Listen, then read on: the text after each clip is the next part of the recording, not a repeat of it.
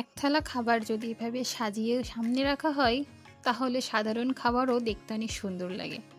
তো আজকের দুপুরের খাবারের প্রথমেই ছিল সাদা ভাত। গরম গরম সাদা ভাত নিয়ে তার সাথে প্রথম আইটেমই ছিল একটা ভাজি। আর সেটা হলো শুকনো ঝাল দিয়ে কাঁকরোল দিয়ে আলু ভাজি। জানি না এটা কার কার পছন্দ, তবে আমার খুব ভালোই লাগে। আর এই শুকনো ঝাল দিয়ে ভাজি করলে না, ভাজির একটা আলাদা স্বাদ লাগে। আর কাঁকরোলের স্বাদটা আমার কাছে খুবই পছন্দ। আলু দিয়ে কাঁকরোল ভাজি খুবই সুন্দর, মিষ্টি মিষ্টি একটা স্বাদ আসে। আর একটু মিষ্টিত্ব ভাব ভালো লাগে। নিরামিষ খাবার দাবারে একটু মিষ্টি ব্যবহার করা হয় একটু স্বাদের ব্যালেন্স করতে। তো সম্পূর্ণ ভাতটা দেখো সুন্দরভাবে আলু দিয়ে মাখানোর পরে যেন টেস্টটা পুরো বেড়ে গেছে। আর যে কোনো ভাজি আইটেমই আমার খুব পছন্দ, কারণ ভাজি খেতে আমি খুব পছন্দ করি শুকনো তরকারির ভিতরে। তো কাঁকরোল দিয়ে আলু দিয়ে ভাজি দিয়ে সুন্দরভাবে মাখিয়ে খুব তৃপ্তি নিয়ে খাওয়াটা শুরু করছি আজকে।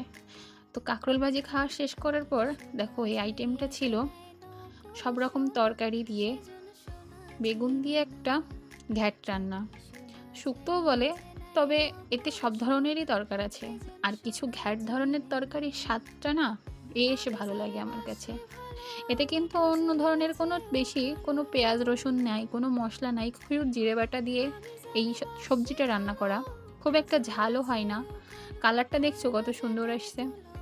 আর এই খাবারের ভিতরে অনেক ধরনের সবজি আছে, কাঁচকলা আছে, তারপরে উচ্ছে আছে, আলু আছে, বেগুন আছে। এই সব ধরনের সবজি দিয়ে একসাথে রান্না করলে যেন অমৃত লাগে। আর খাবারের সাথে সাথে তো শশার বাইট, এক এক পিস শশার কামড় দিয়ে সাথে ভাত নিয়ে খেতে খুব ভালোই লাগে। আর আজকে তরকারিটাও সব থেকে বেশি ভালো হয়েছে। এই তরকারিটা অনেক স্বাদ, অনেক টেস্টি হয়েছে। দেখো এর ভিতরে উচ্ছে, তার সাথে কাঁচকলা, তার সাথে পেঁপে, তার সাথে বেগুন একসাথে দিয়ে রান্না করা। তরকারিটা খুবই টেস্টি হয়েছে। আজকে খাবারের ভিতরে এই তরকারিটাই বেশি ভালো হয়েছে। এটা দিয়েও সুন্দর করে খাওয়া শুরু করেছি। আর ভাত যত সুন্দর করে মাখা হবে খাবারটা তো টেস্ট হবে। এবং লাস্ট আইটেম ছিল গাটি কচুর তরকারি আলু দিয়ে। গাটি কচু সব তরকারির সাথেই যায়। এমনি পাতলা ঝোল করে রান্না করা হয়েছে, যেহেতু আমরা কোনো মাছ মাংস খাই না, তো এটা শুধুই রান্না করা হয়। নিরামিষের ভিতরে রান্নাগুলো এমনই হয়। আর ভাতটা এইভাবে সুন্দরভাবে যত মাখাবে স্বাদ তত ভালো হবে। আর গাটি কচু খেতে অত পছন্দ করি না, তবে আজকে তরকারিটা ভালো ছিল রান্না।